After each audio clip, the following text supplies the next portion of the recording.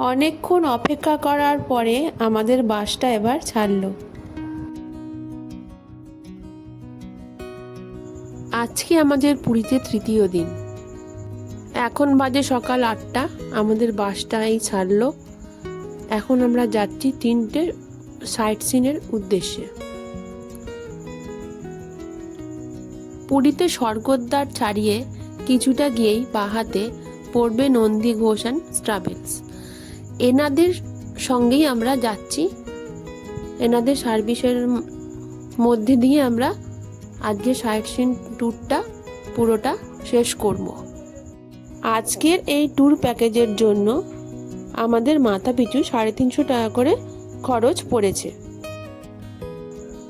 এনাদের পরিষেবা বেশ ভালো।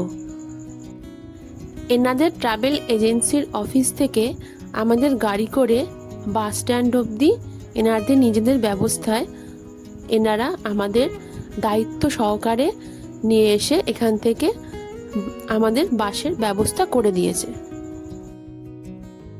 আমাদের বাসটা ছাড়ার কথা ছিল সকাল 7:30টায়। কিছু লোক দেরিতে আসার কারণে বাসটা ছাড়তে বেশ অনেকটাই দেরি হয়ে গেল।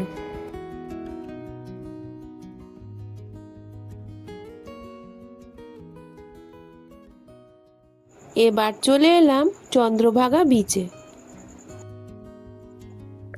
এখানে চন্দ্রভাগা সমুদ্র সৈকত ভারতের উড়িষ্যা রাজ্যের পুরী জেলার কোণারকের সূর্য মন্দির থেকে 3 কিলোমিটারের পূর্বে অবস্থিত এটি।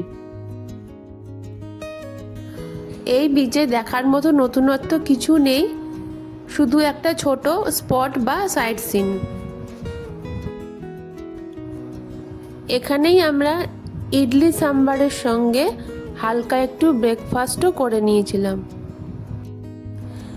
এখানে কোনো বসে খাওয়ার রেস্টুরেন্ট বা কোনো দোকান নেই, এনারা ঘুরে ঘুরেই খাবার বিক্রি করে থাকেন।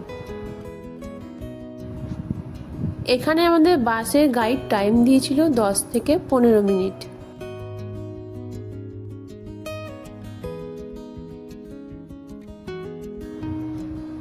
এখানে রকমারি টুপি বা সানগ্লাস, বিভিন্ন ধরনের সেলফি স্ট্যান্ড আর বাইনোকুলার, খুব সুন্দর সুন্দর বাইনোকুলারও পাওয়া যাচ্ছে।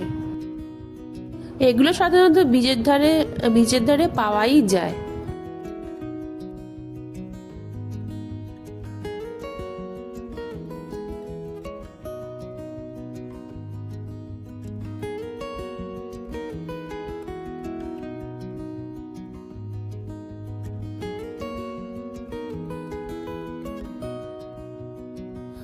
এখানেও উটের চলাচলটা বেশ ভালোই আছে। এই যে বট গাছটা আমরা দেখতে পাচ্ছি, এটা বহু পুরনো একটি বট গাছ। এটা অবস্থিত ওই কোণারকের সূর্য মন্দিরে প্রবেশ করার রাস্তাতেই, একদম মোড়ের মাথায় এটা অবস্থিত। দেখুন রাস্তার দুপাশে কত ধরনের দোকানপাট, জামা কাপড়, মূর্তি, বিভিন্ন বেতের জিনিসপত্র, কত সুন্দর সুন্দর জিনিসপত্র আমরা দেখতে পাচ্ছি। এইটা হলো কোণারকের মন্দিরে ঢোকার, প্রবেশ করার ঠিক রাস্তাটা।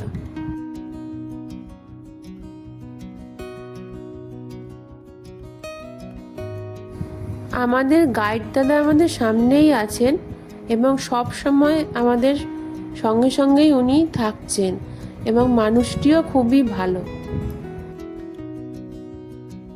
ওনার ফোন নাম্বারটা আমরা স্ক্রিনে দিয়ে দেবো, আপনাদের যদি দরকার পড়ে ওনার সঙ্গে কন্ট্যাক্ট করে নিতে পারেন।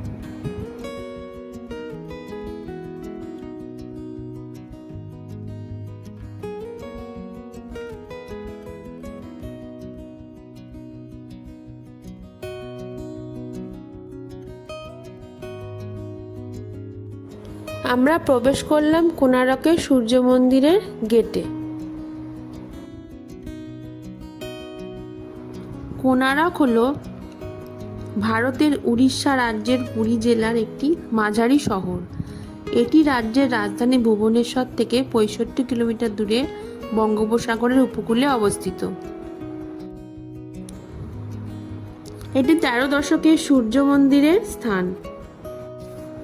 যা কালো পাথর প্যাগোডা নামে পরিচিত।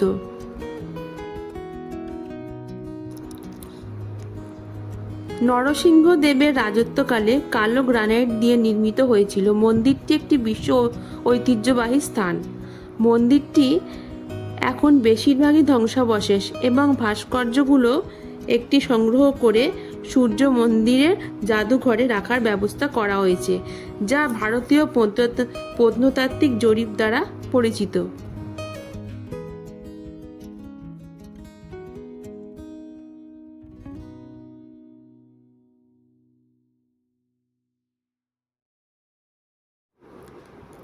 এই মন্দিরটি রথের আকারে নির্মিত হয়েছে এবং এর গায়ে বিভিন্ন রকম শিল্পশৈলীর ছাপ এখনও স্পষ্টভাবে নির্মিত আছে।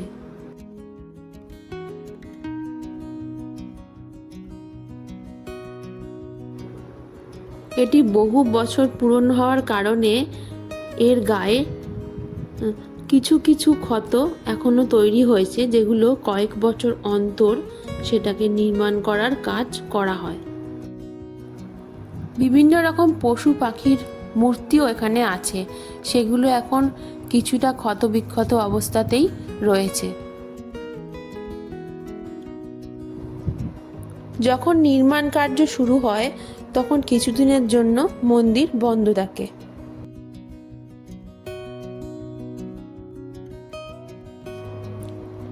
মন্দিরের চারপাশে সুসজ্জিত বাগান দিয়ে ঘেরা। এতটাই রোদের তাপ এবং গরম হওয়ার কারণে ঘোরার বা দেখার ইচ্ছেটুকুও খুব একটা ছিল না।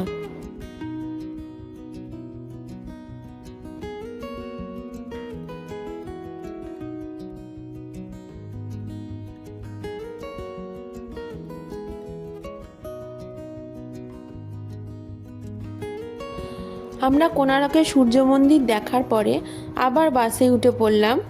এরপর আমরা যাচ্ছি লিঙ্গরাজ মন্দির। আমরা কোণারক মন্দিরের আশেপাশে কিছু রেস্টুরেন্ট ছিল, বেশ ভালো খাবার দাবার, সেখান থেকেই আমরা লাঞ্চটা সেরে নিয়েছিলাম।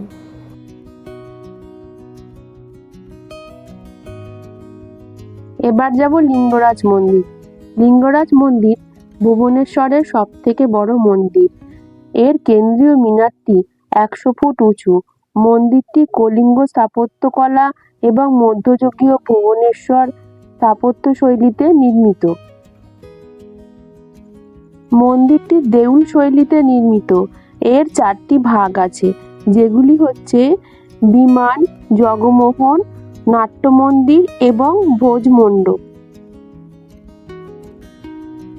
ধারণা করা হয় মন্দিরটি সোমবংশীয় রাজত্বকালে নির্মিত, যা পরবর্তীতে গঙ্গা শাসকদের হাতে বিকশিত হয়।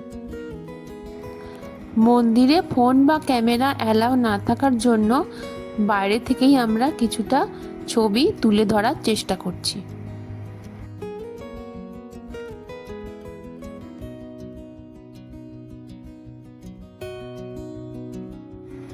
উদয়গিরি খণ্ডগিরির প্রবেশ পথটা একটু হলেও কষ্টসাধ্য ছিল। রাস্তার দুই পাশে বড় বড় গাছ দিয়ে ঘেরা।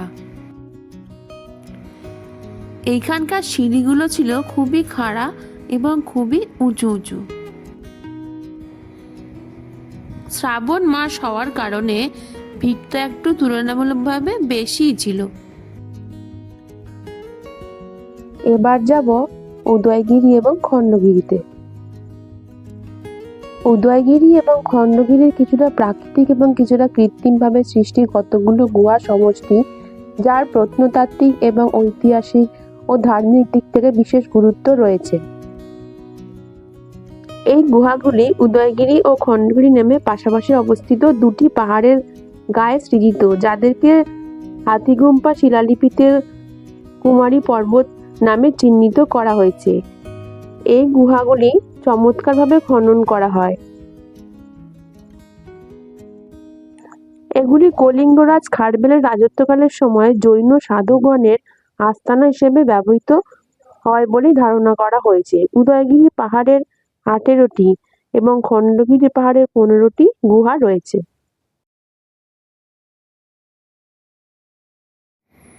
এখানে একটা ছোট মতো মাতাদির মন্দিরও আছে। এখানে বসে আমরা কিছুক্ষণ জিরিয়ে নিচ্ছিলাম।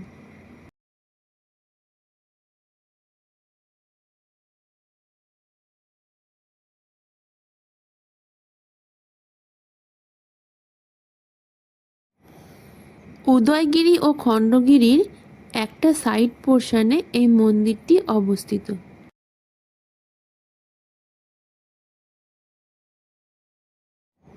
দিনের শেষে এবার আমাদের বাড়ি ফেরার পালা।